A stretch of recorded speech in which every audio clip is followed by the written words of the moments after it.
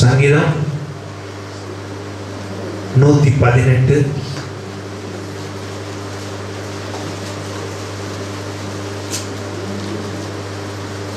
6.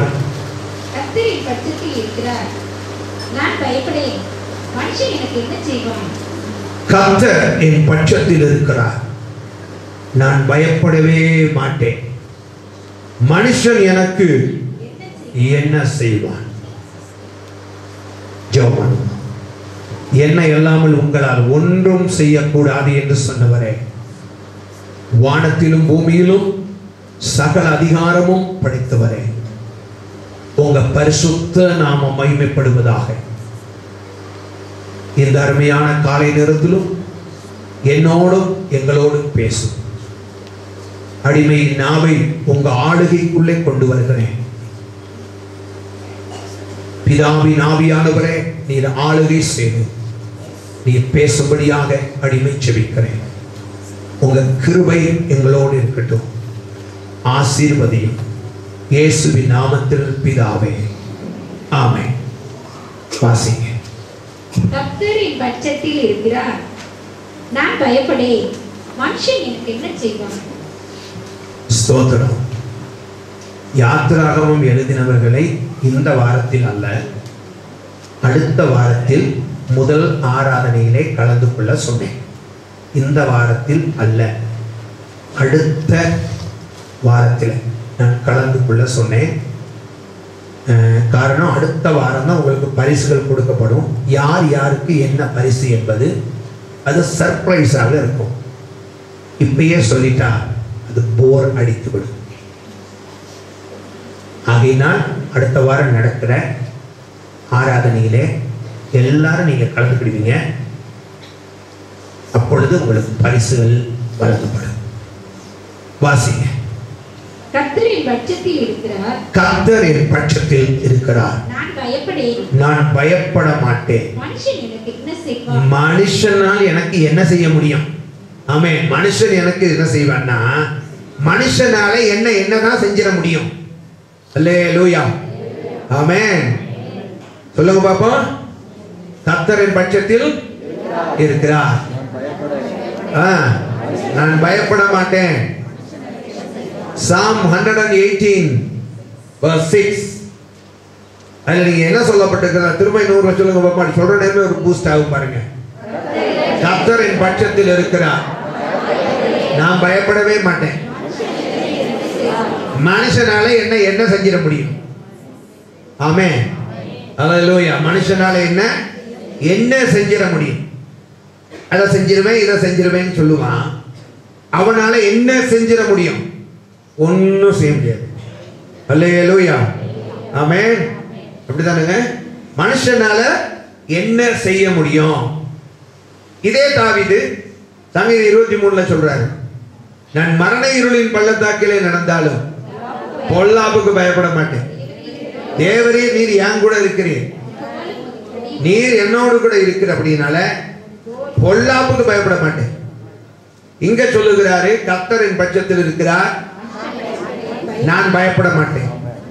சங்கீதம் 23 சொல்றாரு, நான் பொல்லாப்புக்கே பயப்பட மாட்டேன்.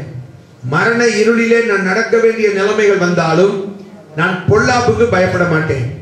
காரணம், தேவரீர் நீர் என் கூட இருக்கிறீர். அல்லேலூயா. நீர் என்னோடு கூட இருக்கிறபடியினால என்ன செய்ய முடியும்? மனுஷனாலையும் ஒண்ணும் செய்ய முடியாது. பொல்லாங்கனாலும் பொல்லாப்பு எனக்கு நேரிடாது. பொல்லாப்பு எனக்கு என்ன செய்யாது? நேரிடாது. இல்லையா? அப்ப பொல்லாப்பு என்பது பொல்லாங்கனால் உண்டாவது. சரியா? மனுஷனாலே ஒண்ணும் செய்ய முடியாது. பொல்லாப்பு என்பது பொல்லாங்கனால் உண்டாவது. பிசாசினாலே என்ன ஒண்ணும் செய்ய முடியாது. அல்லேலூயா. மனுஷனாலே என்ன ஒண்ணும் செய்ய முடியாது. பொல்லாங்கனாலும் என்ன ஒண்ணும் செய்ய முடியாது. அதுக்கு ஒரே ஒரு காரணம், Boost is the secret of my energy அப்படின்னு ஓம் பெலன்னு நம்பினா 7 நாட்டு பிசாசு உன் தலையில ஏறி உட்கார்ந்து. ஒரே ஒரு ரகசியம், கர்த்தர் என் கூட இருக்கிறார். That is the only secret. கர்த்தர் என் கூட இருக்கிறதுனால ஒன்றும் என்னை ஒன்றும் செய்ய முடியாது. அல்லேலூயா. தாவீது இந்த சங்கீதத்தை அவர் ஏன் எழுதுகிறார் என்று சொல்லி பார்க்கும்போது, தாவீதுக்கு விரோதிகள் ரொம்ப அதிகம். கிட்டத்தட்ட 40 வருஷம் அவர் ஆளுகை செய்தார். ஆளுகையின் நாட்களிலே பார்த்தீங்கன்னா தாவீதுடைய வாழ்க்கையில காரணம் உள்ள காரணம் இல்லாத விரோதிகளின் எண்ணிக்கை ரொம்ப அதிகமாக இருந்தது, சொல்லவே முடியாது. அதனாலதான் ஆலயத்தை கட்டணும்னு சொல்லி விரும்பின நேரம் கூட ஆண்டவர் சொல்லிட்டா நீ கட்டாத. ஏன்னு கேட்டா நீ ஏகப்பட்ட ரத்தத்தை நீ கரைபடிந்த உன் கரம் தேவ ஆலயத்தை கட்டாதேன்னு சொல்லிட்டார். காரணம் என்ன? சும்மா ரத்தம் கரைப்படியல.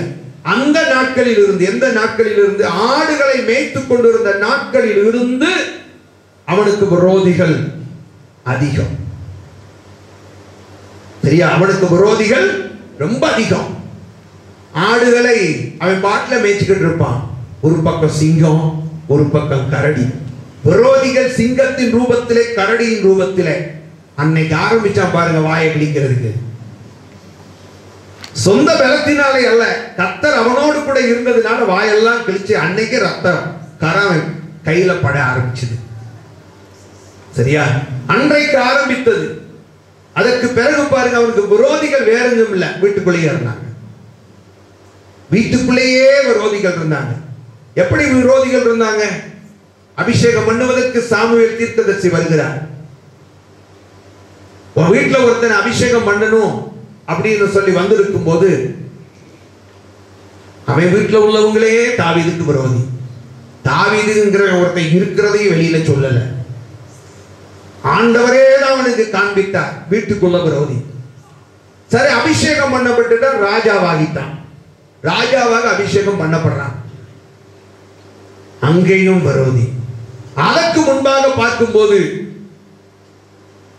பெலிஸ்தியனாகிய கோலியாத்தை கொலை செய்தான். பெண்கள் எழுப்புதல்ல பாட்டு பாடிட்டாங்க. பைபிள் அப்படிதான் கிடையாது. பெண்கள் தான் பாட்டு பாடினாங்களா? என்ன பாட்டு பாடினாங்க? சவுல் கொண்டது 1000. அவனுக்கும் கிரெடிட் கொடுக்காம இல்லை, அவனுக்கும் கொடுத்தாங்க. புரியுதா? அவனுக்கும் கொடுத்தாங்க.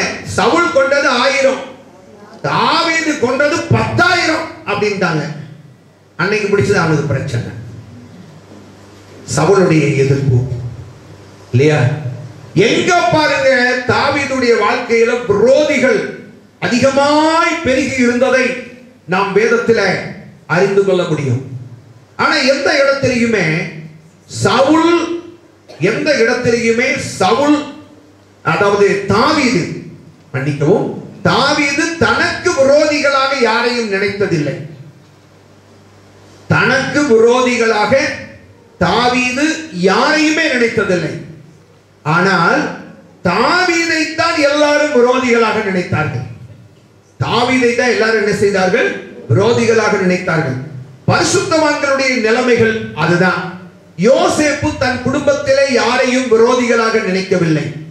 ஆனால் யோசேப்பைத்தான் எல்லாரும் விரோதிகளாக நினைத்தார்கள் இல்லையா?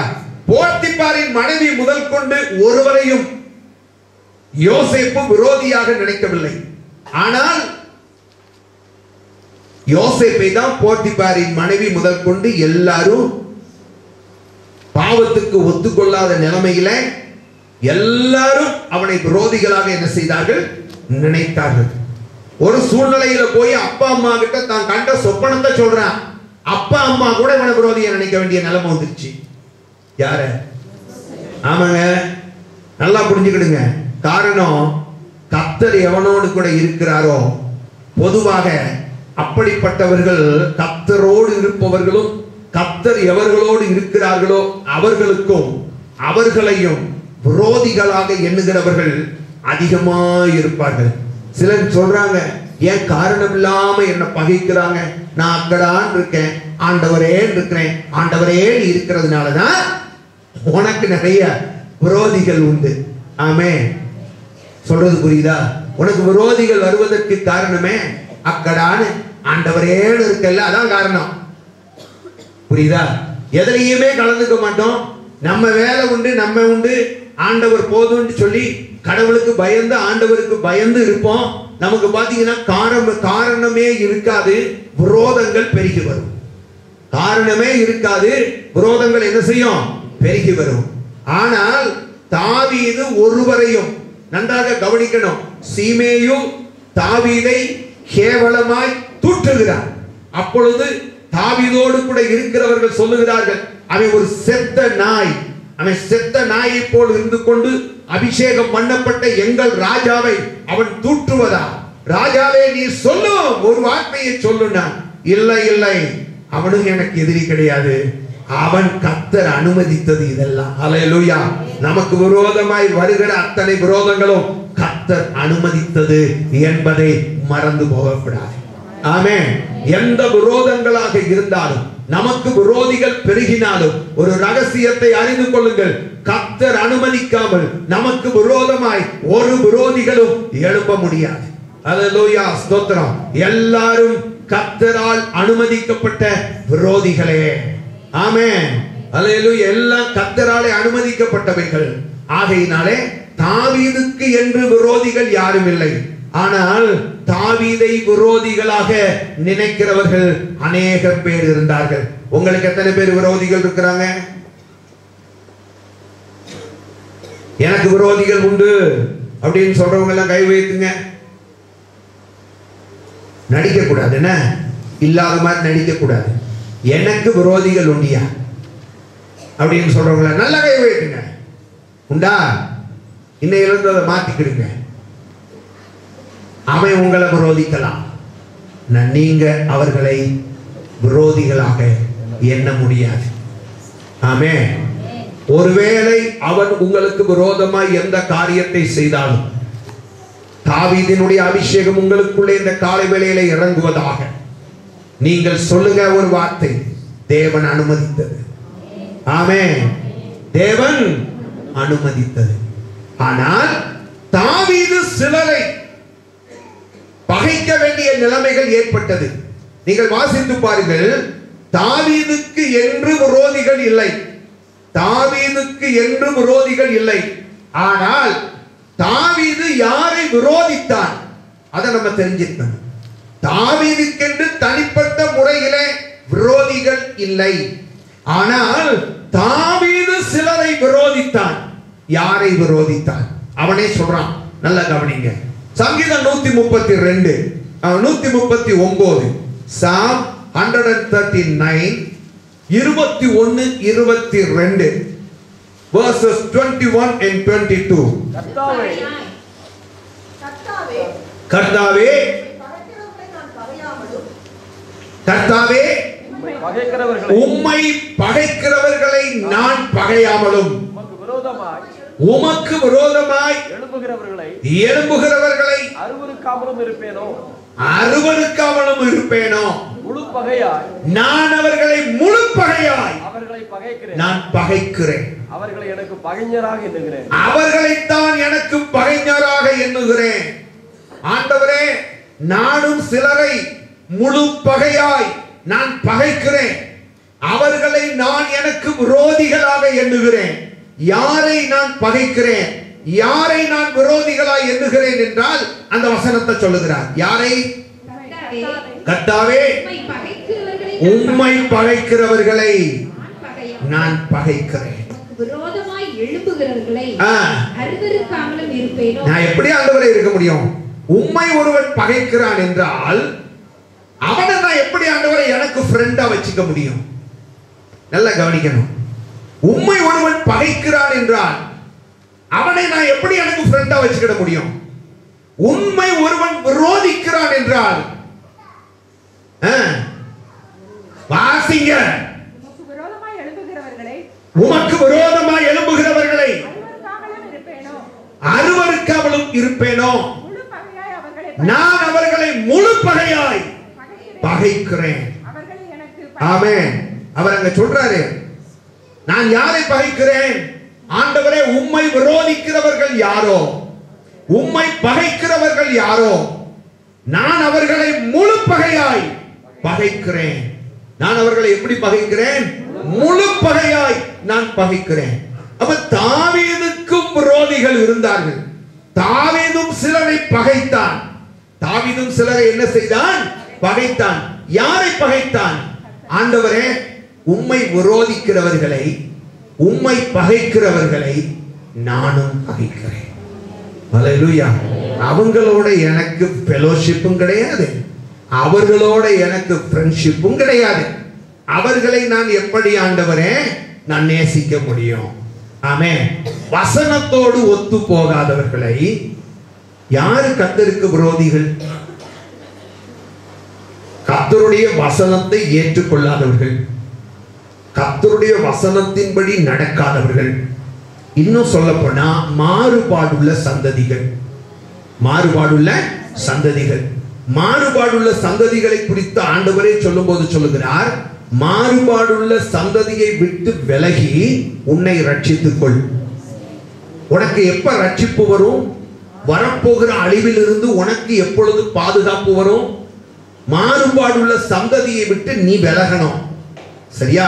அப்ப மாறுபாடுள்ள சந்ததியை விட்டு விலகாம மாறுபாடுள்ள ஜனங்களின் நடுவிலே மாறுபாடுள்ளவனாக எவர்கள் இருக்கிறார்களோ அவர்கள் எனக்கு விரோதிகள். ஆமென். சத்தியத்தின்படி நடக்காதவர்கள் எவர்களோ, யோவான் சொல்லும்போது சொல்லுகிறார், நல்லா கவனிக்கணும். நான் என் பிள்ளைகளை குறித்து சந்தோஷப்படுகிறேன். யோவான் தான் பெற்ற பிள்ளைகளை குறித்து சந்தோஷப்படவில்லை. சரியா? அவர் சொல்லும்போது சொல்லுகிறார், பிள்ளைகளே, நீங்கள் சத்தியத்தில் நடக்கிற பிள்ளைகளே, நீங்கள் சத்தியத்தில் நடக்கிறீர்கள் என்கிற சந்தோஷம். எனக்கு என்ன சந்தோஷம்? என் பிள்ளைகள் எல்லாரும் சத்தியத்திலே நடக்கிறார்கள் என்கிற சந்தோஷம். யோவான் பெற்ற பிள்ளைகளை குறித்து சொல்லவில்லை, தன்னிடத்திலே சத்தியத்தை கேட்ட பிள்ளைகளை குறித்து சொல்லுகிறார். தன்னிடத்திலே சத்தியத்தை கேட்டு அந்த சத்தியத்தின்படி நடக்கிறவர்கள் எவர்களோ அவர்களை குறித்து யோவான் சொல்லுகிறார், நீங்கள் என்னுடைய பிள்ளைகள். ஆமென். அல்லேலூயா.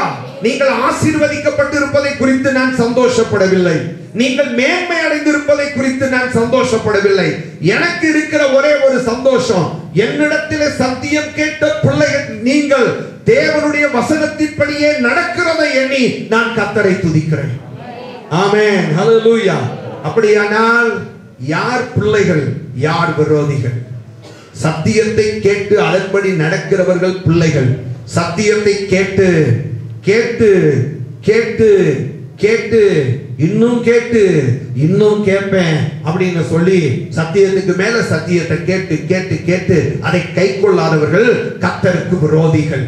தாவீது சொல்லுகிறார், ஆண்டவரே, அவர்களை நான் முழு பகையாய் பகைக்கிறேன். யார் கர்த்தருக்கு விரோதிகள் என்றால், சத்தியத்தை கேட்டும் சத்தியத்தின்படி நடவாதவர்கள், சத்தியத்தை மறுதலிக்கிறவர்கள், சத்தியத்துக்கு விரோதமாய் பேசுகிறவர்கள், அவர்கள் கர்த்தருக்கு விரோதிகள். இவன் சொல்லுகிற, ஆண்டவரே, அப்படிப்பட்டவர்களை நான் எப்படி ஆண்டவரை நேசிக்க முடியும்? எப்படி நான் நேசிக்க முடியும்? அவர்களை நான் முழு பகையாய் பகைக்கிறேன். உம்மை பகைக்கிறவர்களையும் உம்மை விரோதிக்கிறவர்களையும் நானும் வெறுக்கிறேன் ஆண்டவரே. மற்றபடி எனக்கு தனிப்பட்ட முறையில எனக்கு எந்த விரோதிகளுமே இல்லை என்று தாவீது அறிக்கை விடுகிறார். மொத்தத்தில் சத்தியத்தின்படி நடக்காதவர்கள் தாவீதுக்கு விரோதிகளாய் இருந்தார்கள். சத்தியத்தின்படி நடக்காதவர்கள் எப்படி இருந்தார்கள்? தாவீதுக்கு விரோதிகளாய் இருந்தார்கள். இப்ப நான் உங்களோடு கூட பேச விரும்புகிற காரியம், நமக்கும் பாருங்க, சத்தியத்தின்படி நடக்கிறவர்களுக்கு, சத்தியத்தையே சொல்லுகிறவர்களுக்கு என்ன நடக்கும் என்று சொன்னால், பவுல் சொல்லுகிறார், நான் சத்தியத்தை சொல்லுவதினாலே சத்துருவானேனோ. இல்லையா? அப்ப விரோதிகள் எப்பொழுது பெருகுகிறார்கள் என்று சொன்னால், சத்தியத்தை சத்தியமாய் சொல்லும் போது, சத்தியத்திலே நான் நடப்பேன் என்று விரும்பும் போது, சத்தியத்திலே நடக்கணும் அப்படின்னு சொல்லி ஒருவன் தீர்மானித்து சத்தியத்தையே தன் வாழ்க்கையிலே கை கொண்டு அவன் நடக்கிற வேளையிலே வேதம் சொல்லுகிறது, அவன் அநேகருக்கு சத்துருவாய் மாறுவான். அவன் என்ன செய்வான்? சத்துருவாய் மாறுவான். சிலர் பாத்தீங்கன்னா, எதுக்கு நம்ம போய் வீணா சத்துருவா மாறணும் அப்படின்னு பயந்துகிட்டே சத்தியத்தை சொல்லுவதற்கு அவர்கள் யோசிக்கிறார்கள். நான் என்ன சொல்றேன்னு கேட்டீங்கன்னா, சத்தியத்தை ஒருவன் ஏற்றுக்கொள்ள அவனுக்கு மனமில்லை என்றால் அவன் கர்த்தருக்கு விரோதி. இதைத்தான் பவுல் சொல்கிறான், ஆண்டவரே உம்மை விரோதிக்கிறவர்களை நான் விரோதிக்கிறேன். அது எப்படி விரோதிக்கிறேன்? முழு மனதோடு நான் விரோதிக்கிறேன். சரியா? மற்றபடி இந்த தாவீதுக்கு தனிப்பட்ட முறையில எந்த விரோதிகளும் இல்ல. தாவீதை விரோதித்தவர்கள் உண்டு, ஆனா தாவீது யாரையும் விரோதித்தது இல்லை. அப்படி தாவீது தன்னை விரோதிக்கிறவனை விரோதியாக நினைத்திருந்தால் வாய்ப்பு கிடைத்த போது சவுலை காலி பண்ணியிருப்பான். தன்னிடத்தில் அதிகாரம் இருந்த போது சிமேயுவை என்ன செஞ்சிருப்பான்? போட்டு தள்ளியிருப்பான் இல்லையா? அவன் என்ன சொல்றான்னு கேட்டீங்கன்னா, சவுலும் எனக்கு விரோதி அல்ல, கர்த்தர் அனுமதிச்சது. சரியா? கர்த்தர் அனுமதிச்சது. அதே போல யாரும் எனக்கு விரோதி அல்ல, சீமேயி எனக்கு விரோதி அல்ல. எனக்கு விரோதி அல்ல, கர்த்தரை விரோதிக்கிறவன் எனக்கு விரோதி. அவர்களை முழு பகையாய் நான் பகைக்கிறேன். ஆமென். இப்ப கவனிக்கணும், விரோதிகள் நமக்கு விரோதமா நிறைய எழும்பதான் செய்வாங்க இல்லையா? ஆண்டவருடைய பிள்ளைகளாக ஆண்டவருக்குள்ளே நெருங்கி நம்ம ஆண்டவருக்காக நம்ம ஜீவிக்கிற நேரத்துல நமக்கு நிறைய விரோதிகள் நிச்சயமா பெருகத்தான் செய்வாங்க. நிறைய விரோதிகள் பெருகத்தான் செய்வாங்க. ஆனால் விரோதிகள் வெட்கப்பட நம்ம என்ன செய்ய வேண்டும்? வாசியுங்கள். விரோதிகள் வெட்கப்படுவதற்கு யாக்கோபு 4 தாவீது சொல்லும்போது சொல்லுகிறான், கர்த்தரின் பட்சத்தில் இருக்கும்போது மனுஷன் எனக்கு என்ன செய்வான்? மனுஷன் எனக்கு என்ன செய்வான்? அப்ப நீங்க கவனிக்க வேண்டியது, கர்த்தர் நம் பட்சத்துல இருக்கணும். கர்த்தர் என்ன செய்யணும்? நம் பட்சத்துல இருக்கணும். ஆண்டவர் நம் பட்சத்துல இருக்கணும்னா என்ன செய்ய வேண்டும்? யாக்கோபு 4:8 தேவனிடத்திலே சேருங்கள், அவர் உங்களிடத்திலே சேருவார். இப்ப விரோதிகள் யாருக்கு? நமக்கு தானே. நம்மளை விரோதிக்கிறவங்க தானே ஜாஸ்தி. இந்த விரோதிகள் வெட்கப்படணும். நம்மை விரோதிக்கிற விரோதிகள், நம்மை விரோதிக்கிற விரோதிகள் வெட்கப்பட்டு போகணும். அவர்கள் நமக்கு விரோதமாய் செய்கிற காரியங்கள் வாய்க்காமலே போகணும். வசனம் அப்படித்தான் சொல்லி இருக்கு, உனக்கு விரோதமாய் உருவாக்கப்படும் எந்த ஆயுதமும் வாய்க்காதே போகும். அப்படித்தானங்க? உனக்கு விரோதமாய் உருவாக்கப்படும் எந்த ஆயுதமும் வாய்க்காதே போகும் இல்லையா? உனக்கு விரோதமாய்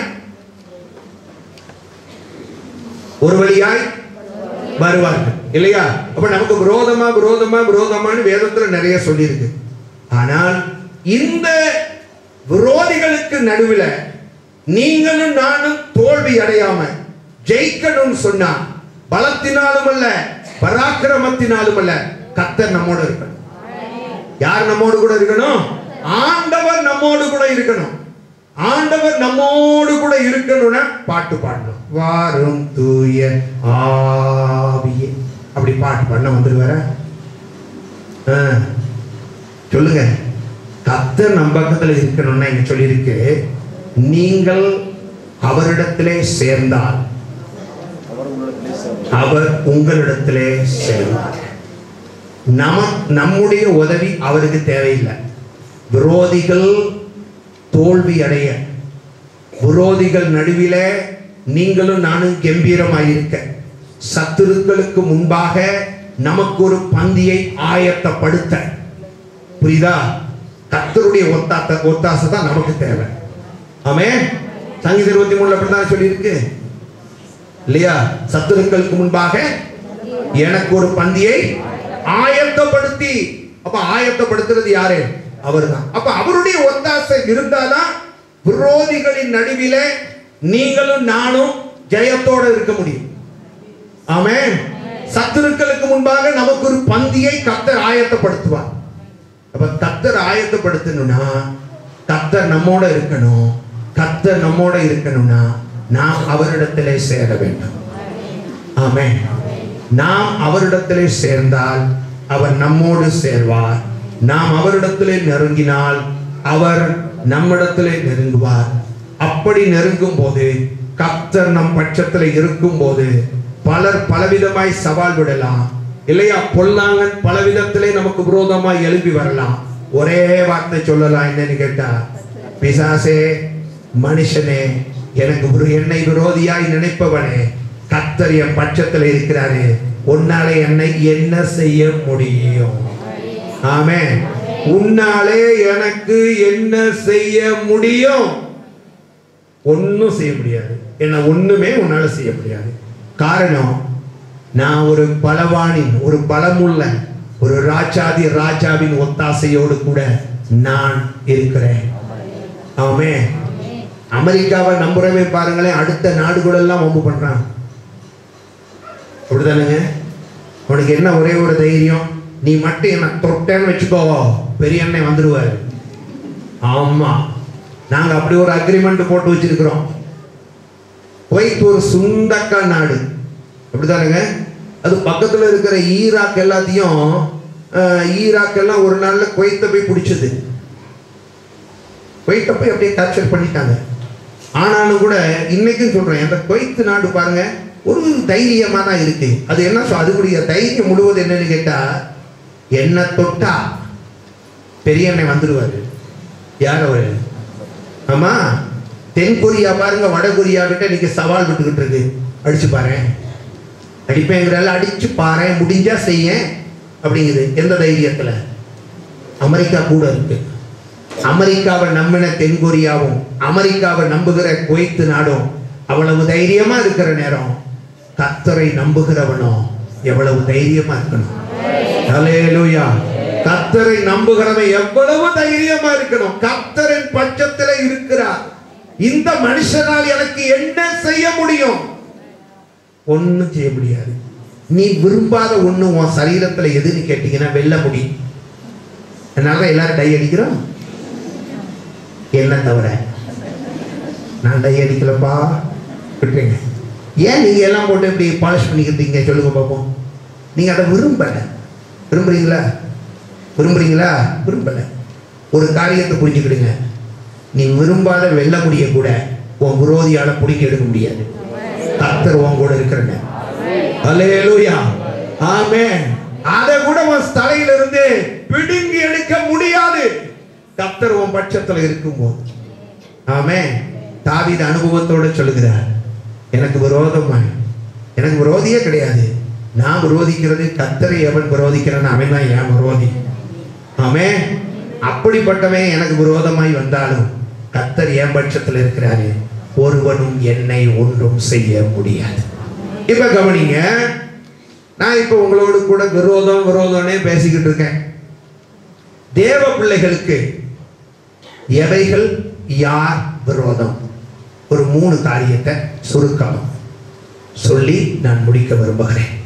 பாயிண்ட் நம்பர் 1, சகரியா 3:1. சகரியா தீர்க்க தரிசன புஸ்தகம் 3வது அதிகாரம் 1வது வசனம். அவர் பிரதான ஆசாரியனாகிய யோசுவாவை எனக்கு காண்பித்தார். அவர் பிரதான ஆசாரியனாகிய யோசுவாவை எனக்கு காண்பித்தார். கர்த்தருடைய தூதனுக்கு முன்பாக நின்றான். அவன் கர்த்தருடைய தூதனுக்கு முன்பாக நின்றான். சாத்தான் அவனுக்கு விரோதம் செய்ய அவனுடைய வலது பக்கத்திலே நின்றான். எதற்காக சாத்தான் வலது பக்கத்தில் நிற்கிறானா? அவனுக்கு விரோதம் செய்ய. யாருக்கு விரோதம் செய்ய? யோசுவாவுக்கு விரோதம் செய்ய. யோசுவா யார்? அவன் ஒரு தீர்க்கதரிசி. அப்படிதானுங்க? அந்த வசனத்தை திரும்ப வாசிங்க. ஆசாரியன், தீர்க்கதரிசி எல்லாம் ஆசாரியன். இந்த யோசுவா யாருங்க? ஆசாரியன். ஆசாரியன் என்பவன் எல்லாருக்கும் இந்த ஆசாரிய பொறுப்பு கிடைக்காது இல்லையா? இவன் பிரதான ஆசாரியன். இது கர்த்தர் அவனுக்கு கொடுத்த ஒரு அழைப்பு. கர்த்தர் அவனுடைய கரத்திலே அநேக ஜனங்களுக்கு கிடைக்காத அற்புதமான ஒரு வாய்ப்பை ஊழியம் செய்வதற்கு கர்த்தர், தனக்கு என்று ஊழியம் செய்ய தன்னை சேவிப்பதற்கு கர்த்தர் கொடுத்திருக்கிறார். யாருக்கு கொடுத்திருக்கிறாரு? யோசுவாவுக்கு. பிரதான ஆசாரியன் இல்லையா? மகா பரிசுத்த ஸ்தலம் வரைக்கும் போகுவதற்கு தகுதி படைத்த ஒரு தேவனுடைய மனுஷன். எல்லாருக்கும் இந்த வாய்ப்பு கிடைக்காது. கர்த்தர் இவ்வளவு பெரிய ஸ்லாக்கியத்தை யாருக்கு கொடுத்திருக்கிறாரு? யோசுவாவுக்கு கொடுத்திருக்கிறார். ஆனால் இந்த யோசுவா என்கிற தீர்க்கதரிசியின் வலது பக்கத்துல யார் வந்து நிக்கிறார்? சாத்தான். என்ன தைரியம் அவனுக்கு இருந்தா ஒரு பிரதான ஆசாரியனுடைய வலது பக்கத்தில், இல்லையா? பிரதான ஆசாரியனுடைய வலது பக்கத்துல யார் வந்து நிக்கிறா? சரிங்க, ஒரு மகா பிரதான ஒரு பிரதான ஆசாரியனுடைய வலது பக்கத்துல பொதுவா நிற்க வேண்டியது யார்? சங்கீதம் 109:31. சங்கீதம் 109:31.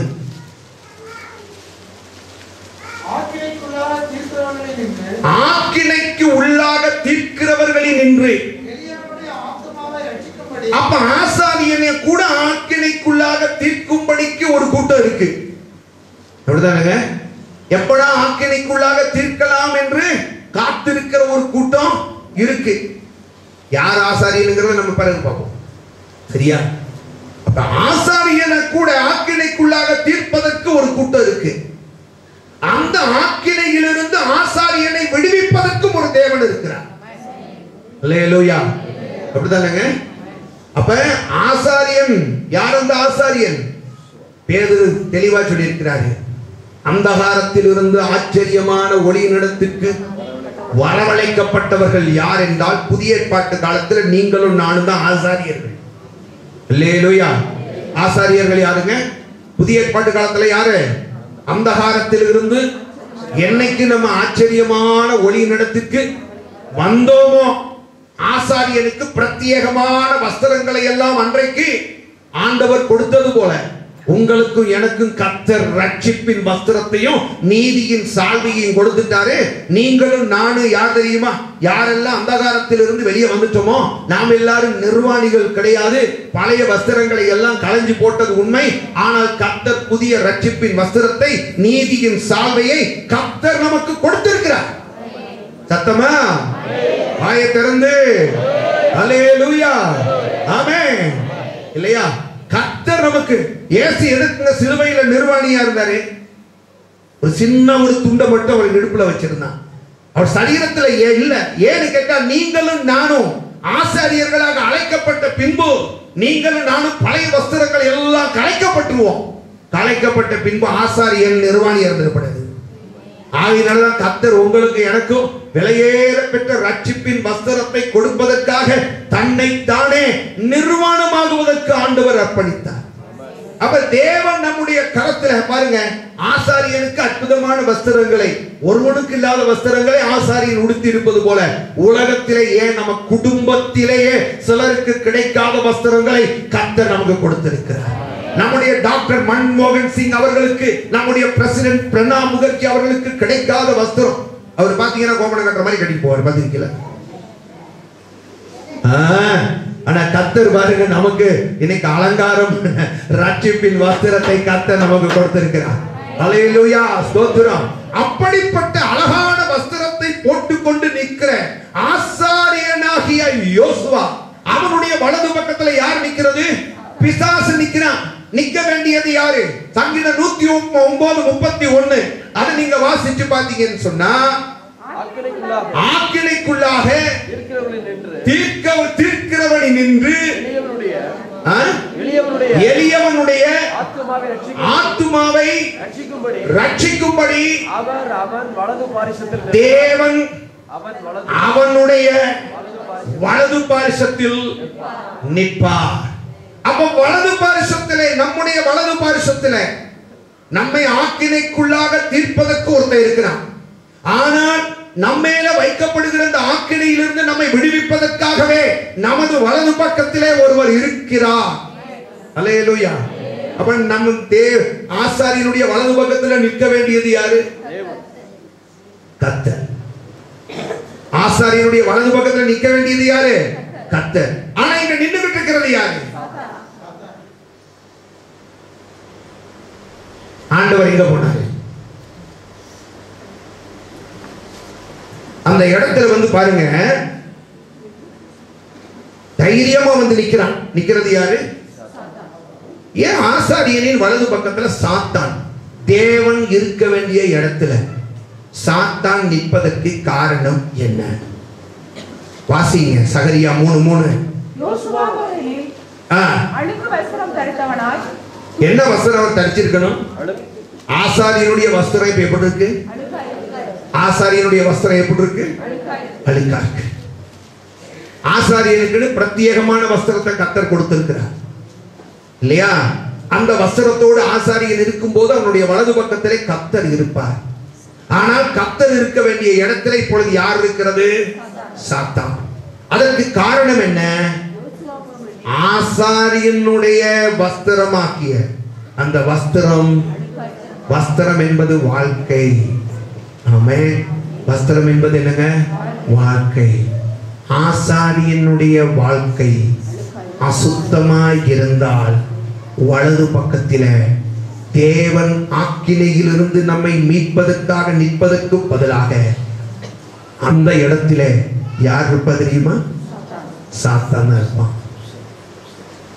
சாத்தான் எதுக்கு வந்து நிக்கிறாங்க? விரோதிப்பதற்கு. எதற்காக வந்து நிக்கிறான்? விரோதிப்பதற்கு. சாத்தான் அந்த இடத்துல வந்து நிக்கிறான்னு அது சும்மா காரணம் இல்லை. அவன் காரணம் இல்லாம வரல. தனக்கு சொந்தமானது அழுக்கான வாழ்க்கை ஆசாரியனிடத்திலே இருந்தால் வலது பக்கத்துல வந்து அவன் நிற்கிறான், தைரியமா நிற்கிறான். எதற்காக? இந்த ஆசாரியனை ஆக்கினைக்கு உட்படுத்துவதற்காக, இந்த ஆசாரியனுக்கு விரோதமான காரியங்களை செய்வதற்காக. தேவனால் அழைக்கப்பட்ட அந்தகாரத்திலிருந்து விடுவிக்கப்பட்ட தேவனுடைய பிள்ளைகளை கர்த்தர் உங்களை நீங்கள் அணிந்திராத ஒரு மகிமையின் வஸ்திரங்களை, அனுபவங்களை கர்த்தர் கொடுத்து நீங்கள் எதிர்பார்த்திராத ஒரு பரிசுத்த வாழ்க்கையை தேவன் உங்களுக்கு தந்திருக்கிறார். ஆமென். வலது பக்கத்துல கர்த்தர் உங்களோடு கூட இருக்கிறார். மோசே எவ்வளவு பெரிய பரிசுத்தவான்! அவன் மேலேயே குற்றம் சாட்டுவதற்கு போய் நின்னானே இல்லையா? அப்படி நிற்கும் போது உங்களுக்கு எனக்கும் விரோதமா பலவிதமான குற்றச்சாட்டுகளை சொல்லி நம்மை ஆக்கினைக்கு உட்படுத்துவதற்காக பிசாசு காத்துக்கிட்டு தான் இருக்கிறான். ஆனா வலது புறம் உன்னை ஆக்கினையிலிருந்து விடுவிப்பதற்காக ஆண்டவர் நிற்க வேண்டிய இடம் அது. அந்த இடத்துல பிசாசு வந்து நிற்கிறான்னு சொன்னா நீங்க இன்னைக்கு உங்களை யோசிச்சு பாருங்க. என் வலது பக்கத்துல யார் இருக்கிறான்னு சொல்லி, உங்க வலது பக்கத்துல யார் இருக்கிறான்னு சொல்லி நீங்க யோசிச்சு பாருங்க. வலது பக்கத்துல நிற்க வேண்டியவர் கர்த்தர். சாத்தானின் விரோதம் ஒரு பெரிய தீர்க்கதரிசிக்கு விரோதமாய், ஒரு பெரிய ஆசாரியனுக்கு விரோதமாய் வருவதற்கு காரணம் அவனிடத்திலே இருந்த அழுக்கான, அசுத்தமான, பரிசுத்தமில்லாத ஜீவியமே. பரிசுத்தமில்லாத ஜீவியமே.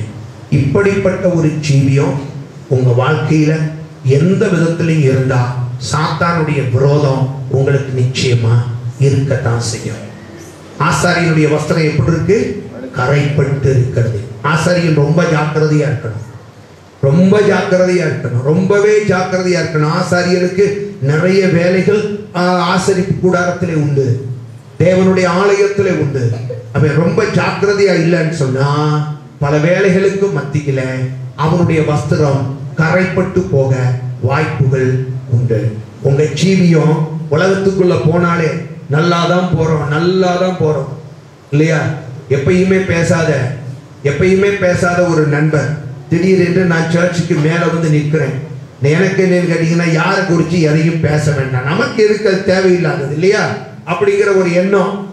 நான் திரும்பவும் அதை உறுதிப்படுத்தி கொண்டு நான் மேல சர்ச்சில் பில்டிங் மேல நடந்துகிட்டு இருக்கு, நாங்க வந்து நின்னேன். அன்னைக்கு பாருங்க, எப்பயுமே நாம் பேசினாதான் பேசுற ஒரு நபர் அன்னைக்கு அவர் அங்கிருந்து பேசி என்கிட்ட அடுத்தவங்களை பற்றி எல்லாம் நான் நேராகவே சொல்லிட்டேன், ஐயா நான் இதெல்லாம் பேசி நான் கரப்படுத்திக்க விரும்பலை, அது அவர்கள் பாடு, ஆண்டவர் பாடு, உங்க பாடு, நம்மளை விட்டுருங்கன்ட்டு. நம்ம பாருங்க, என்னைக்கு நம்மளை கரைப்படுத்தாம காத்துக்கணும்னு நினைக்கிறோமோ அன்னைக்கு தான் கரைப்படுத்துறதுக்கு யாராவது வருவார்கள் இல்லையா? வார்த்தையினால கரைப்படுத்த இல்லைன்னு சொன்னா இந்த உலகம் உலகம் எப்படிப்பட்ட உலகங்கிறீங்க? இது கரைப்படுத்தும் உலகம் இல்லையா? ஜெபித்து விட்டு நல்லா வீட்டுக்குள்ள இருப்போம், நல்லா செபிப்போம், ஜெபித்து விட்டு பாருங்க, ஒரு நல்ல தீர்மானத்தோட தான் வெளியில போவோம் இல்லையா? வேலைக்கு போன இடத்துல நம்மளால பரிசுத்தமா அதை காத்துக்கிறது ரொம்ப கஷ்டமா இருக்குல்ல.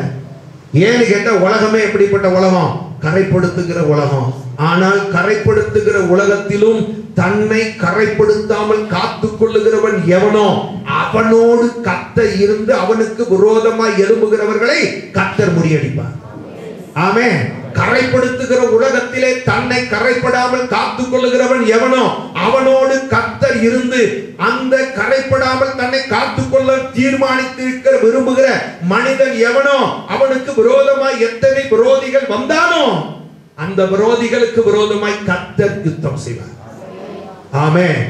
முதல் விரோதம் சாத்தானின் விரோதம். இரண்டாவது விரோதம் வாசியுங்கள். நியாயாதிபதிகள் 3வது அதிகாரம் 12வது வசனம்.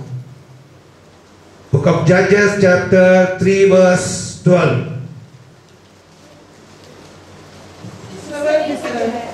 இஸ்ரவேல் புத்திரர்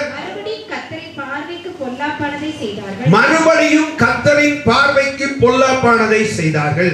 அவர்கள் கர்த்தரின் பார்வைக்கு பொல்லாப்பானதை செய்தபடியால் கர்த்தர் எக்லோன் என்னும் மோவாபின் ராஜாவை இஸ்ரவேலுக்கு விரோதமாக. இஸ்ரவேல் ஜனங்கள் யார்? கர்த்தருடைய ஜனங்கள் இல்லையா? கர்த்தருடைய ரத்தத்தினாலே, பஸ்கா ஆட்டுக்குட்டியின் ரத்தத்தினாலே மீட்டெடுக்கப்பட்ட ஜனங்கள்.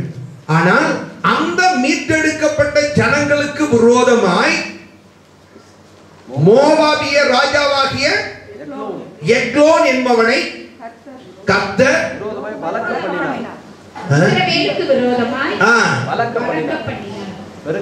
பெருக பண்ணினார். இஸ்ரவேலுக்கு விரோதமா எக்லோன் என்கிற மோவாபிய ராஜாவை எழுப்பினது யாரு? பலப்படுத்தினது யாரு? சொல்லுங்க. தன்னுடைய ஜனம், தன் ஜனத்துக்கு விரோதமாய், தன் ஜனத்துக்கு விரோதமாய். ஏன் கர்த்தர் அதை செய்தார்? வாசியுங்கள். 1 ராஜாக்கள் 11வது அதிகாரம் 6வது 10வது வசனங்கள். 1 ராஜாக்கள் 11வது அதிகாரம் 6, 10 வசனங்கள். சாலமோன் தகப்பனாகிய தாவீதை போல, தன் தகப்பனாகிய தாவீதை போல கர்த்தரை பூரணமாய் பின்பற்றாமல் பின்பற்றினான். ஆனா பின்பற்றல. கர்த்தரின் பார்வைக்கு நல்லா கவனிக்கணும். பின்பற்றினான் ஆனால் பின்பற்றல. இல்லையா? ஆண்டவர் எல்லையுமே பாருங்க, அறகுறையா நம்ம செய்யறத விரும்புறதில்ல. முழு உள்ளத்தோடும், முழு பலத்தோடும், முழு ஆத்துமாவோடும். அப்படின்னா அவர் என்ன விரும்புறாரு? எதையுமே பாதி பாதியா எனக்கு கொடுக்காத. முழு இருதயத்தோடும். எப்படிங்க? முழு இருதயத்தோடும். இருதயத்திலையும் எனக்கு சொல்லுங்க, அந்த கம்பார்ட்மெண்ட்டே இருக்கப்படாது. புரியுதா? நான் 1000ல் ஒருவன் அல்ல, ஆண்டவர். புரியுதா? சிலர் அப்படித்தான் வச்சிருக்கிறாங்க. 1000ல் ஆண்டவரே, 1000ல் நீர் ஒருவன். நீர் யாரு? 1000ல் ஒருவன். இந்த சாலமோன் அப்படிதான் நினைச்சான். சரியா? 1000ல் ஆண்டவர் ஒருவராக. அதனாலதான் தாவீது அப்படி நினைக்கல. ஆண்டவர் தாவீது எப்படின்னு கேட்டீங்கன்னா, நீர் ஒருவர் மாத்திரம் தான். ஆனால் அவன் எப்படின்னு கேட்டீங்கன்னா, சாலமோன் அவன் எப்படிப்பட்டவன்? முழு பூரணமாய், முழு மனதோடு, முழு உள்ளத்தோடு, முழு ஆத்துமாவோடு அவன் என்ன செய்யல? பின்பற்ற. கர்த்தருடைய பார்வைக்கு அவன் என்ன செய்தான்? பொல்லாப்பானதை செய்தான். கர்த்தருக்கு விரோதமான காரியத்தை அவன் செய்தான். வாசிங்க. எருசலேமுக்கு எதிரான மலையிலே 6வது அதிகாரம் 6வது வசனம், அப்படியே 10வது வசனம். அவன் தனக்கு கற்பித்ததை கைக்கொள்ளாமல். ஆமா, ஆண்டவர் சும்மா வேலை இல்லாம கற்றுக் கொடுக்கல. இவன் கற்றுக்கொண்டு அதை கைக்கொள்ளாமல் போனதினாலே. நல்லா கவனிக்கணும். பிரசங்கத்தை கேட்டு சாலமோன் கைக்கொள்ளாததினாலே. நம்ம எல்லாம் கேட்கிறோம்ல, கேட்கிறோம் இல்லையா? எதுக்கு கேட்கிறோம்? எதுக்கு கேட்கிறோம்? எதுக்கு கேட்கிறோம்? மூளை வளர்றதுக்கா? அதே ஏற்கனவே வளர்ந்து போயிருக்கேன். மூக்கை சிந்தினாலும் மூளையாக தான் வருது. நமக்கு மூளை வளராமையா இருக்கு? சொல்லுங்க. மூளை நிறைய இருக்கு. மூளை வளர்ச்சிக்காக வேண்டி நம்ம இங்க வந்து பிரசங்கம் கேட்கல. அன்றாட வாழ்க்கையில கை கொள்ளுவதற்காக தான் கர்த்தர் நம்மோடு கூட பேசிக் கொண்டிருக்கிறார். அன்றாட வாழ்க்கையில நம்முடைய பிராக்டிக்கல் லைஃப்ல நம்ம கை கொள்வதற்காக தான் கர்த்தர் என்ன செய்கிறார்? நமக்கு போதித்துக் கொண்டிருக்கிறார். அப்ப கர்த்தர் நமக்கு ஒரு காரியத்தை போதிக்கும் போது நாம் அதை கை கொள்ளாவிட்டால் ஆண்டவருக்கு என்ன வருமா? கோபம் வருமா? சாலமோன் தான் செஞ்சான். கர்த்தருக்கு கோபம் வந்துருச்சு. கோபம் வந்ததுனால கர்த்தர் என்ன பண்ணாரா? ஆகையால் கர்த்தர் 14வது வசனத்திலிருந்து வாசிங்க. கர்த்தர் ஏதோமியனாகிய ஆதாம் என்னும் ஒரு விரோதியை சாலமோனுக்கு எழுப்பினார். காரணம் என்ன? கர்த்தருக்கு சாலமோன் மேல கோபம். கர்த்தருக்கு சாலமோன் மேல கோபம். சாலமோன் யார்? ஒரு காலத்துல நல்ல ஜெபம் பண்ண மனுஷன், கர்த்தரிடத்துல எதையும் கேட்டு பெற்றுக்கொண்ட மனுஷன், தேவனாலே நடத்தப்பட்ட ஒரு மனுஷன். ஆனா கொஞ்சம் பலப்பட்டு, கொஞ்சம் ஸ்திரப்பட்டு, கொஞ்சம் நல்ல நம்மளால நிர்வகிக்க முடியுங்கிற திறன் வந்த போது அவர் என்ன சொல்ல, நான் என்ன கேட்கங்கிற நிலைமைக்கு வந்துட்டான். கர்த்தருக்கு கோபம் வந்துருச்சு. ஆண்டவருக்கு என்ன வந்துருச்சு? கோபம் வந்தது. அதனால கர்த்தர் என்ன செய்தார்? நமக்கு விரோதமான சூழ்நிலைகள் வரும்போது உன்னை புரிந்து கொள்ளுங்க. முதலாவது ஆண்டவர்கிட்ட போய், ஆண்டவரே விரோதங்களை எல்லாம் மாற்றும் என்று நீங்கள் கேளாதபடிக்கு நீங்க ஆண்டவரிடத்துல கேட்க வேண்டிய கேள்வி, ஆண்டவரே உண்மை நான் எந்த விதத்திலையாவது கோபப்படுத்தி இருக்கணும், நீ யாரையும் அனுப்பி விட்டீரப்ப, புரியுதா? ஆமா, இது நான் விசுவாசிக்கிறேன் ஆண்டவரே, தானா வந்த விரோதிகள் அல்ல இவர்கள். நான் உம்மை எந்த விதத்திலாகிலும் கோபப்படுத்தினது உண்டா? நீர் சாலமோன் கோபப்படுத்தின போதுதான் அவனுக்கு விரோதமாக நீர் ராஜாக்களை எழுப்பினீர். நான் உமக்கு விரோதமாக எந்த காரியத்தை செஞ்சு கோபப்படுத்தினேன்னு தன் பரிசோதனை நமக்குள்ளே தேவை. சுய பரிசோதனை நமக்குள்ளே தேவை. ஏனென்றால் வேதம் சொல்லுகிறது, நம்முடைய வழிகள் கர்த்தருக்கு பிரியமாய் இருந்தால், புரியுதாங்க? நம்முடைய சத்துருக்கள் கூட சிநேகிதர்களாய் மாறிடுவாங்களாம். அப்ப நம்முடைய வழிகள் கர்த்தருக்கு பிரியமில்லாமல் இருந்தால் சிநேகிதர்களை கூட கர்த்தர் சத்துருக்களாய் எழுப்புவார். அப்படிதானுங்க? சிநேகிதர்களை கூட கர்த்தர் என்ன செய்வார்? அப்ப சாலமோனுடைய காரியங்கள் கர்த்தருக்கு பிரியமாய் இல்லாததுனாலதான் கர்த்தர் அவனுக்கு விரோதமாய், தன்னுடைய ராஜாவுக்கு விரோதமாய் கர்த்தர், தன் ஜனங்களை ஆளுகிற ராஜாவுக்கு விரோதமாய் கர்த்தர் விரோதிகளை எழுப்பினார். சரியா? இரண்டாவது ராஜாவின் விரோதம். முதலாவது பிசாசின் விரோதம், இரண்டாவது சொல்லுங்க ராஜாவின் விரோதம். அப்ப ராஜாக்கள் நமக்கு விரோதமாய் சிலர் எழும்புகிறார்கள். நீங்க வேதத்துல வாசித்து பார்ப்பீர்களே. ஆனால் ஏசா எதற்கு ஏசா கிட்ட போய் சொன்னா, என்ன சொன்னா? ஐயா, உங்க தம்பி பரிவாரத்தோட வந்துகிட்டு இருக்கிறாரு, மனைவிகள், பிள்ளைகள், வேலைக்காரர்கள், வேலைக்காரிகள், ஆடு மாடுகள், ஒட்டகங்கள், கழுதைகள், குதிரைகள் எல்லாவற்றோடு வந்து கொண்டிருக்கிறார் என்று சொன்ன போது ஏசாவுக்கு தான் கோபம் வந்துருச்சு. அவங்கிட்ட போய் சொல்லு, நான் 400 பேரோட வாரேன் இப்போ, இல்லையா? தம்பிக்கு அண்ணன் தானே, அன்னைக்காரனே இப்ப எப்படி வந்து வர்றான்? அன்னைக்காரனே இப்ப எப்படி வரான்? விரோதியாக வரான். அன்னைக்காரனே எப்படி வரான்? விரோதியாகத்தான் வருகிறான். காரணம், யாக்கோபின் மேல் கர்த்தர் பிரியமாய் இருந்தார். ஆனால் கர்த்தர் எந்த யாக்கோபின் மேல் பிரியமாய் இருந்தாரோ அந்த யாக்கோபினுடைய காரியங்கள் கர்த்தருக்கு விரோதமாய் இருந்தபோது கர்த்தர் யாக்கோபுக்கு விரோதமாகவே ஏசாவை எழுப்பி கொண்டு வருகிறார். நமக்கு விரோதமா கர்த்தர் காரணம் இல்லாம விரோதங்களை அனுமதிப்பது இல்லை. உங்களை ஆராய்ந்து பாருங்கள், தேவ சமூகத்துல உங்களை பரீட்சித்து பாருங்கள். ஆண்டவரே, உமக்கு விரோதமான காரியங்கள் எவையாகிலும் என்னிடத்திலே உண்டா என்று உங்களை ஆராய்ந்து பார்க்க வேண்டிய நேரம். காரணம், ராஜாக்களின் விரோதங்கள் கர்த்தருக்கு விரோதமாக நாம் செய்கிற பாவங்களின் நிமித்தம் வருவது. புரியுதாங்க? ஆமா, நமக்கு சும்மா சும்மா விரோதங்கள்லாம் கர்த்தர் அனுமதிப்பதில்லை. இரண்டாவது, முதலாவது ஒரு விரோதம் வந்துச்சு, அந்த விரோதத்துக்கு காரணம் சொல்லுங்க, பாவமான பரிசுத்தமற்ற வாழ்க்கை. அதனாலதான் கர்த்தர் தான் நிற்க வேண்டிய இடத்துல பிசாசு நிற்க வச்சிட்டாரு. இரண்டாவது விரோதம் ராஜாக்களின் விரோதங்கள். ராஜாக்களின் விரோதங்கள் தேவனுடைய மனுஷனாகிய சாலமோனுக்கு வந்ததற்கு காரணம், அவன் கர்த்தரை கோபப்படுத்தினான். அவனுடைய ஜீவியம் கர்த்தருக்கு விரோதமாக இருந்ததுனாலதான் கர்த்தர் விரோதிகளை அனுப்பினார். அதாவது விரோதிகளை நீங்க இஸ்ரவேல் ஜனங்களை நீங்கள் பார்க்கும்போது, இப்படி விரோதிகள் வந்த உடனே அவர்கள் கர்த்தரிடத்திலே மீண்டும் திரும்பி வந்து விடுவார்கள். கர்த்தர் விரோதிகளை அனுமதிப்பதற்கு காரணமே நாம் மீண்டும் அவரிடத்திலே நெருங்குவதற்காகத்தான். புரியுதா? யாக்கோபு யாரிடத்திலே நெருங்கினான்? கர்த்தரிடத்திலே நெருங்கினான். பாதத்தை விட மாட்டேனா, கர்த்தர் அதைத்தான் விரும்பினார். என் பாதத்தையே இவன் அண்டிக்கிட்டு கிடக்கணும்னு கிட்டத்தட்ட 20 வருஷம் கர்த்தர் எதிர்பார்த்தார். ஆனா இவனோ வலிவி போய் கொண்டிருந்தான். ஆனால் கர்த்தர், அதனாலதான் சொல்றேன், வலிவி போகிறவங்களை பத்தி கவலைப்படாதீங்க, கர்த்தர் கரத்துல ஒப்பு கொடுங்க. இன்னைக்கு இல்லாத 20வது வருஷத்துல கர்த்தர் தொடுவார். அல்லேலூயா. இன்றைக்கு இல்லாவிட்டாலும் கர்த்தர் தொடுவார். ஆண்டவர் விடவே மாட்டார். இந்த விசுவாசம் நமக்குள்ள இருக்கட்டும். அல்லேலூயா.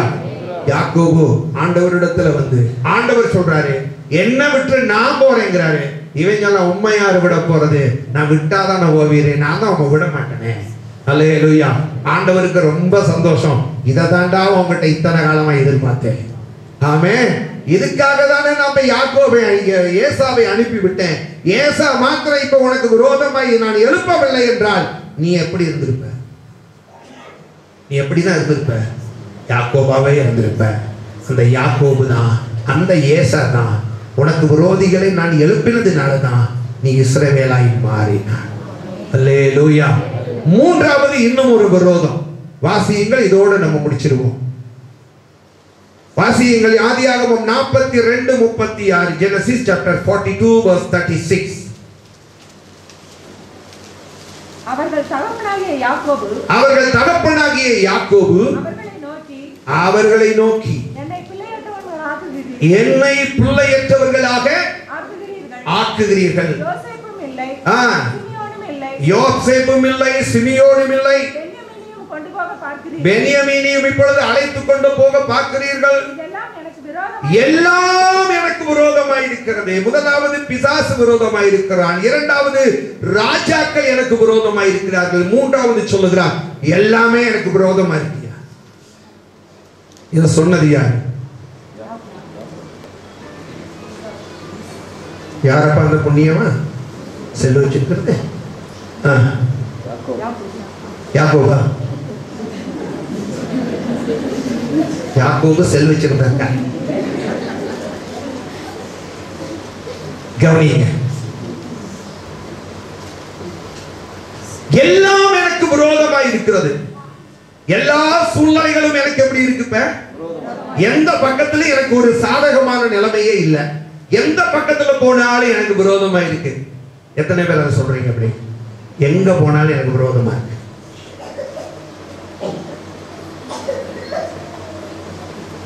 எப்ப நீங்க தேவதூதர்களுக்கு பிரசங்கம் பண்ற மாதிரி இருக்கியா?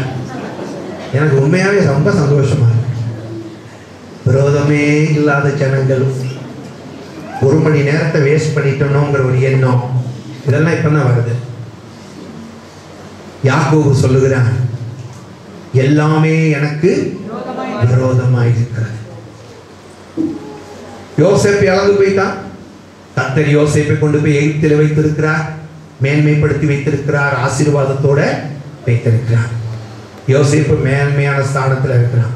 யோசேப்பு தான் இப்ப பாத்தீங்கன்னா புயலா இருந்துகிட்டு கலக்குன்னு கலக்கிட்டு இருக்க. சரியா? சகோதரர்களை பார்த்து தான் அவர்களுடைய சகோதரர்கள் என்று வெளிப்படுத்தல. அவர் இடத்துல சொல்றான், வீட்டுல யார் இருக்கா? இன்னும் உனக்கு ஒரு தம்பி இருக்கானா? இருக்கான்னு சொன்னல, என் பேர் என்ன? பென்யமீன்.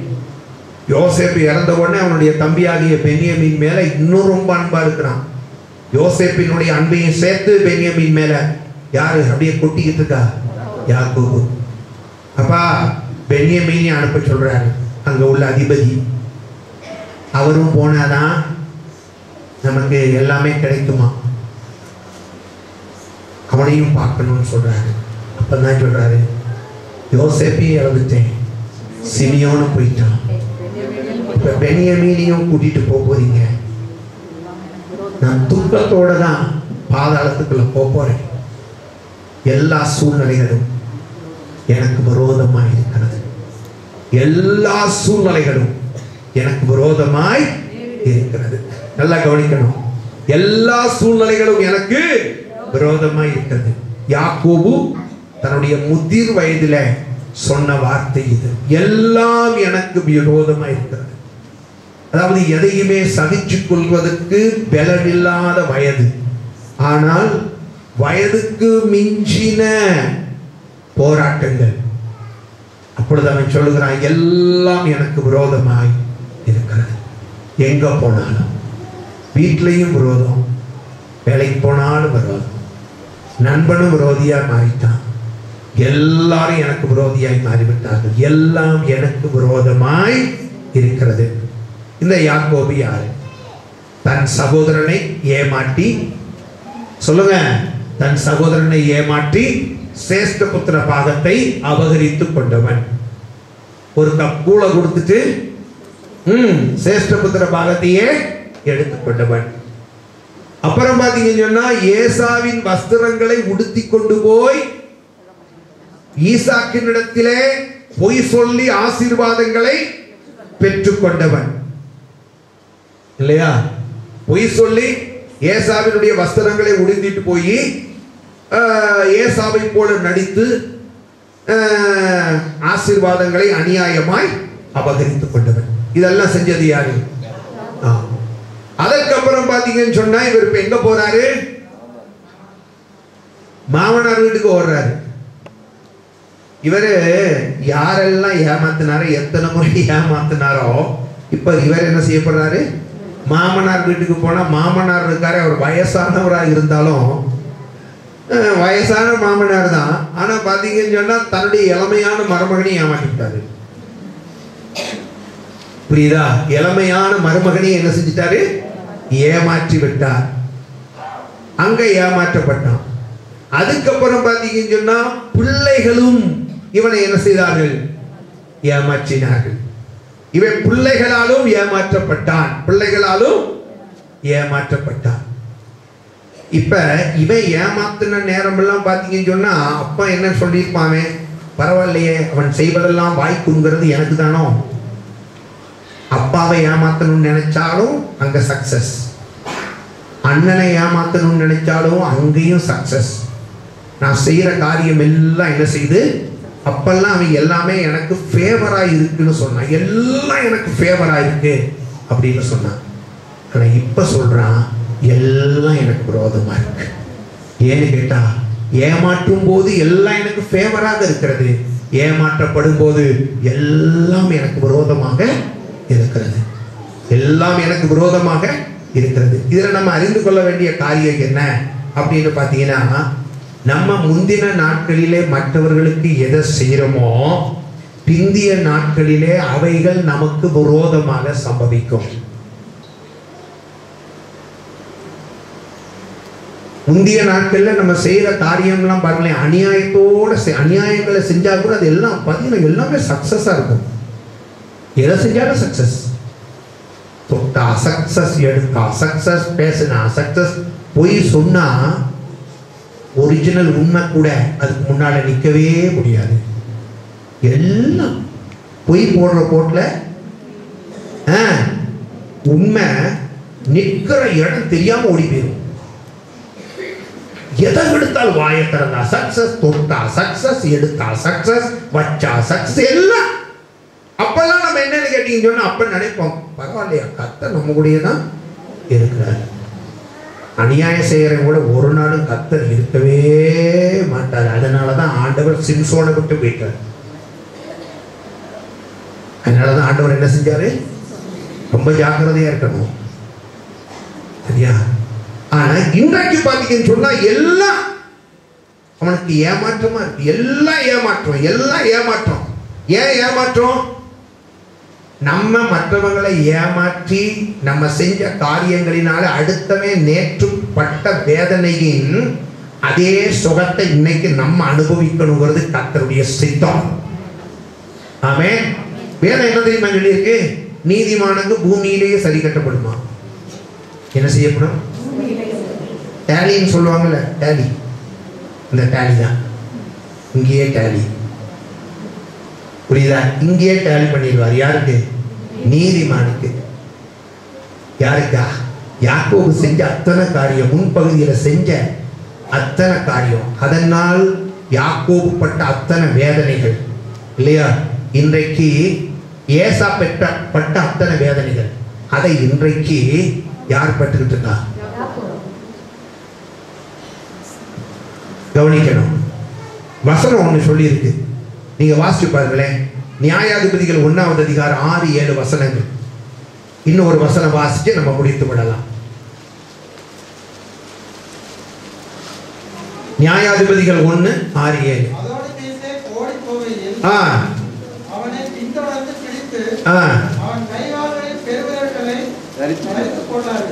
அதோனிபேசேக் என்கிற ராஜா தப்பித்து ஓடும் போது அவனை விரட்டிட்டு போய் பிடித்து அவனுடைய கை கால்களின் விரல்களை தரித்து போட்டார்கள்.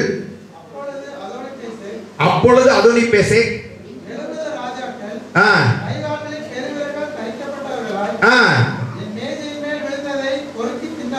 ஆமா. இப்ப இவர் சொல்றாரு என்னன்னு கேட்டீங்கன்னா, 70 ராஜாக்கள்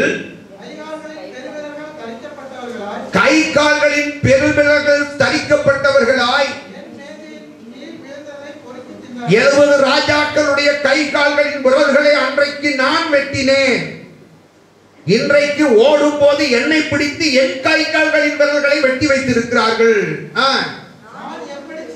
நான் எப்படி செய்தேனோ அப்படியே தேவன் எனக்கும் சரி கட்டினார். அப்படிதானங்க? பைபிள்ல அப்படிதான் சொல்லி இருக்கு. நான் எவைகளை எல்லாம் செய்தேனோ. அதனாலதான் சொல்றது என்னன்னு கேட்டீங்கன்னா, முன்பகுதியில நம்ம எதையுமே செய்யும் போது ரொம்ப ஜாக்கிரதையா செய்யணும். ஆமென். முன்பகுதியில யாரையாவது நம்ம வேதனைப்படுத்திட்டோம்னா பின்பகுதியில நம்ம வேதனைப்படுவோம். 70 ராஜாக்களின் கை கால் விரல்களை அன்றைக்கு நான் வெட்டினேன். இன்றைக்கு என் கை கால்களின் விரல்களை வெட்டி விட்டார்கள். நான் எதை செய்தேனோ கர்த்தர் அதையே எனக்கு செய்தார். நான் எதை செய்தேனோ கர்த்தர் அதையே எனக்கு என்ன செஞ்சிட்டாரு? செய்து விட்டார். ஆனால் மோசேக்கு விரோதமாய் ஜனங்கள் என்ன செஞ்சாங்க? கலகம் பண்ணினார்கள். மோசேக்கு விரோதமாய் ஜனங்கள் கலகம் பண்ணினார்கள். மோசே பாத்தீங்கன்னா அந்த கலகத்துல ஆத்திரப்பட்டு எங்க போக முடியாம போச்சு? அவனுக்கு கானானுக்குள்ள போக முடியாமல் போனது. கானானுக்குள்ள போக முடியாமல் போனது. நீங்க என்னாகமோ 14:2 நீங்க வாசிச்சு பாருங்களேன். என்னாகமோ 14:2. இஸ்ரவேல் புத்திரர் எல்லாரும் மோசேக்கும் ஆரோனுக்கும் விரோதமாக முறுமுறுத்தார்கள்.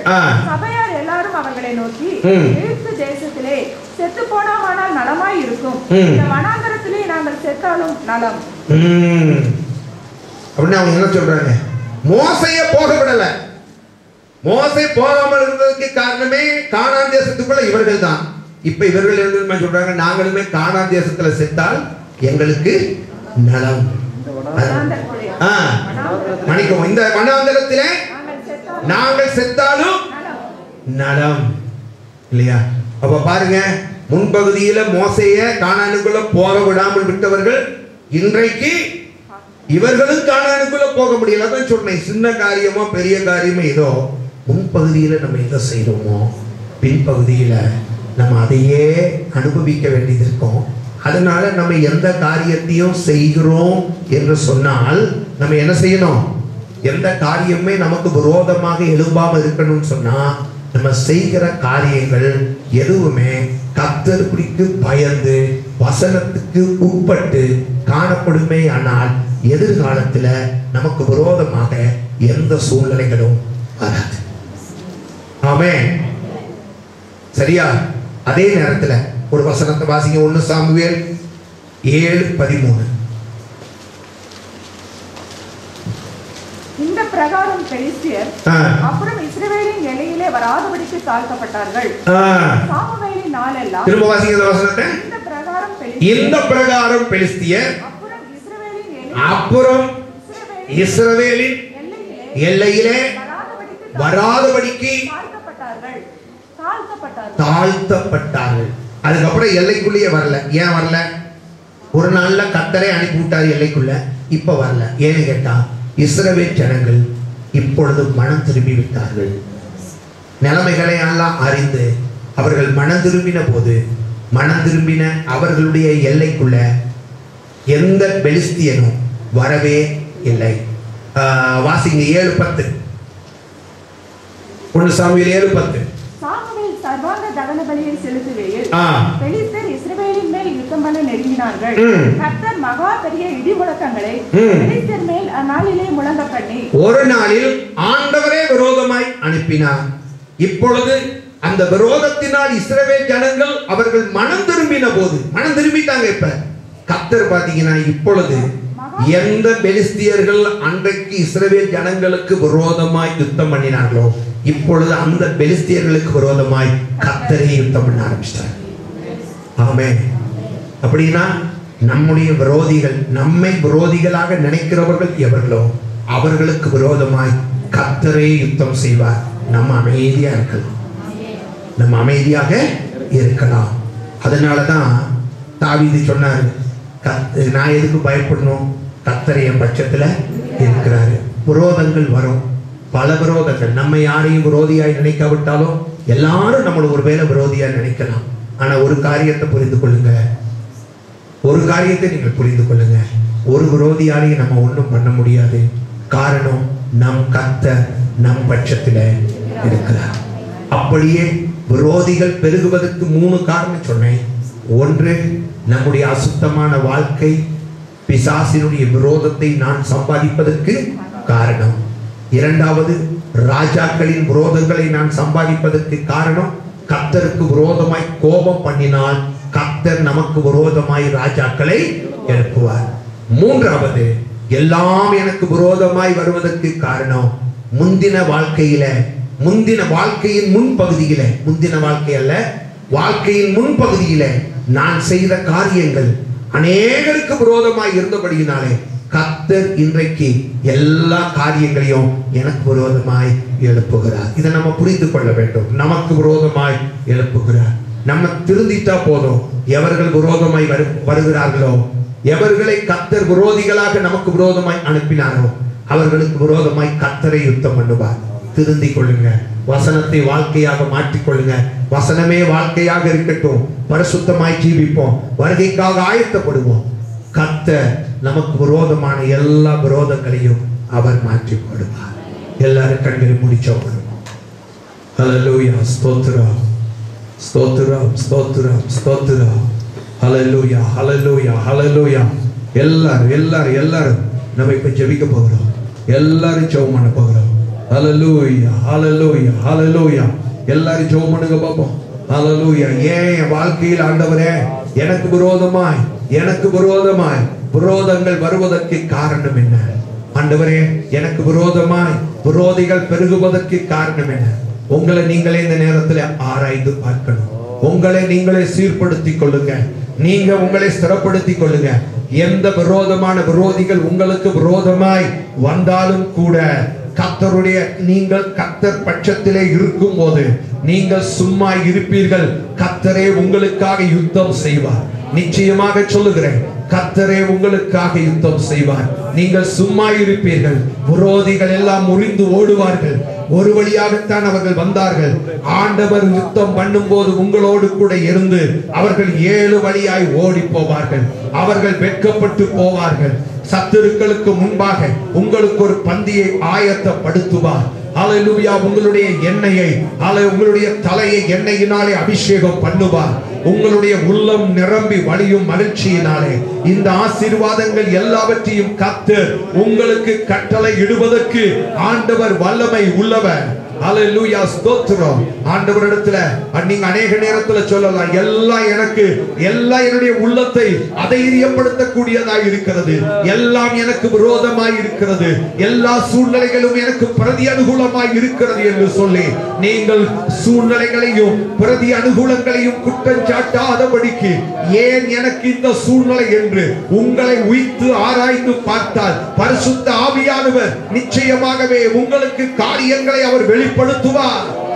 நிச்சயமா கர்த்தர் உங்களுக்கு காரியங்களை வெளிப்படுத்துவார். ஹalleluya ஸ்தோத்திரம். கர்த்தர் உங்களுக்கு காரியங்களை கர்த்தர் நிச்சயமாய் வெளிப்படுத்துவார். கர்த்தர் உங்களுக்கு நிச்சயமாய் வெளிப்படுத்துவார். ஹalleluya. தேவன் ஹalleluya நம் ஒவ்வொருவரோடு ஹalleluya ஸ்தோத்திரம் ஸ்தோத்திரம். praise God. இது கர்த்தர் தேவ பிள்ளைகளுக்கு விரோதமாய் எழும்புகிற விரோதங்களுக்கு விரோதமாய் கர்த்தர் யுத்தம் பண்ணுகிற காலம் இது. ஆண்டவர் காலம் இது. ஹalleluya ஸ்தோத்திரம். praise God. ஹalleluya. கர்த்தர் யுத்தம் பண்ணுவார். கர்த்தர் யுத்தம் பண்ணுவார். ஹalleluya ஸ்தோத்திரம் ஸ்தோத்திரம் ஸ்தோத்திரம் ஸ்தோத்திரம். இயேசுவே மை துதிக்கிறோம். ஸ்தோத்திரம். விரோதங்களை குறித்தே பார்க்காதீங்க, விரோதங்களை குறித்தே பார்க்காதீங்க. விரோதிக்கிறவர்களை தேவன் தம்முடைய ஜனங்களை விரோதிக்கிறவர்களுக்கு ஆண்டவர் விரோதமாக யுத்தம் பண்ணுகிற நேரம் இது. விரோதமாக யுத்தம் பண்ணுகிற நேரம் இது. ஹalleluya ஸ்தோத்திரம். ஓ ஜீசஸ். ஹalleluya. ஓ glory glory glory glory. ஹalleluya ஹalleluya. கர்த்தர் நம்மோடு கூட பேசின அவருடைய கிருபையான வார்த்தைகளுக்காக நாம் எல்லாரும் கர்த்தரை ஸ்தோத்திரிப்போம். எல்லாரும் கர்த்தரை துதிப்போம். எல்லாரும் கர்த்தரை துதிப்போம். praise you Lord, praise you Lord. hallelujah hallelujah hallelujah. எங்களை அன்பாய் நேசிக்கிற எங்கள் பரலோகத்தின் பிதாவே, எங்கள் பரிசுத்தமான நல்ல தகப்பனே, இந்த கிருபையான காலை நேரத்துக்காக உம்மை நன்றியோடு கூட துதிக்கிறோம். உம்முடைய இரக்கமுள்ள முகத்தை நாங்கள் நோக்கி பார்க்கும்படியாக கர்த்தர் எங்களுக்கு கொடுத்த தயவை எண்ணி நாங்கள் உம்மை ஸ்தோத்திரிக்கிறோம். ஆண்டவரே, நாங்கள் உம்மை துதிக்கிறோம். இந்த காலை நேரத்திலும் தேவரீர் எங்களோடு கூட ஆரம்பத்தில் இருந்து இதுவரைக்கும் ஆண்டவரே நீர் எங்களோடு கூட இடைப்பட்ட உம்முடைய தயவை எண்ணி நாங்கள் உம்மை ஸ்தோத்திரிக்கிறோம். ஆண்டவரே, நாங்கள் உம்மை துதிக்கிறோம். தேவரீர் உமக்கு ஸ்தோத்திரம். ஆண்டவரே உம்மை துதிக்கிறோம். இப்பொழுதும் நாங்கள் ஆண்டவரை கேட்ட வார்த்தைகளை நீர் எங்களுக்கு ஆண்டவரை அனுபவங்களாய் மாற்றி தாரும். அனுபவங்களாய் மாற்றி தாரும். ஆண்டவரே இயேசுவே உமக்கு ஸ்தோத்திரம். ஆசாரியர்களாக அழைக்கப்பட்ட எங்களுடைய வலது பக்கத்திலே நீர் எப்பொழுதும் நிற்கும்படியாக எங்களை ஆக்கினைக்கு உட்படுத்த விரும்புகிற சத்துருவினுடைய எல்லா விதமான கிரியைகளும் ஆண்டவரே தோற்கடிக்கப்படுவதற்கு ஏதுவாக ஆண்டவரே எங்களுடைய வலது பக்கத்திலே நீ நிற்கும்படிக்கு எங்கள் ஜீவியத்தை கர்த்தர் நீர் பரிசுத்தமாக்கும். இயேசுவின் நாமத்தினாலே, இயேசுவின் நாமத்தினாலே கர்த்தாவே நீர் எங்களோடு கூட இடைப்பட்டீர். அதற்காய் ஸ்தோத்திரம். ஆண்டவரே, அதோடு கூட மாத்திரமல்ல ஆண்டவரே உம்மை துதிக்கிறோம். உம்முடைய வசனத்துக்கு ஆண்டவரே விரோதமாக வசனத்தை கீழ்ப்படியாதபடிக்கு சாலமோன் இருந்தபோது நீர் அவனை சரிபடுத்துவதற்காக ஆண்டவரை உம்மண்டைகளை இழுத்துக் கொள்வதற்காக நீர் எக்லோன் என்னும் ராஜாவை நீ எழுப்பினீரே. உம்மை துதிக்கிறோம். கர்த்தாவே உமக்கு ஸ்தோத்திரம். வசனத்தை கேட்டிருக்கிறோம். வசனத்தை கேட்டதோடு கூட மாத்திரமல்ல ஆண்டவரே உமக்கு ஸ்தோத்திரம். நாங்கள் இவைகளை கைக்கொள்ள எங்களுடைய வாழ்க்கையின் ஒவ்வொரு பகுதியிலும் ஆண்டவரே நாங்கள் உமக்கு விரோதமாய் எந்த ஒரு காரியத்தையும் நாங்கள் செய்யாதபடிக்கு ஆண்டவரே அதனுடைய ஆண்டவரே பலன் பிற்பகுதியிலே உண்டு என்பதை நாங்கள் அறிந்து நாங்கள் உமக்கு பயந்து ஜீவிக்க, உமக்கு பயந்து வாழ, வசனத்தின்படி ஜீவிக்க கர்த்தர் நீர் எங்களுக்கு கிருபை தரும்படியாய் நாங்கள் ஜெபிக்கிறோம். தொடர்ந்து உம்முடைய அனுக்கிரகம் எங்களோடு கூட இருப்பதாக. எங்களை ஆசீர்வதிப்பீராக. ஒவ்வொரு ஆராதனைகளிலும் தேவ வல்லமை ஆண்டவரை வெளிப்பட ஜெபிக்கிறேன். தேவ நாம மகிமைப்பட ஜெபிக்கிறேன். தேவ கிருபை கூட இருக்க ஜெபிக்கிறோம். இயேசுவின் நாமத்தில் கர்த்தர் அப்படியே செய்வீராக. கனமகிமை எல்லாவற்றையும் உமக்கே செலுத்துகிறோம். இயேசுவின் நாமத்தில் ஜெபிக்கிறோம் நல்ல பிதாவே. ஆமென்.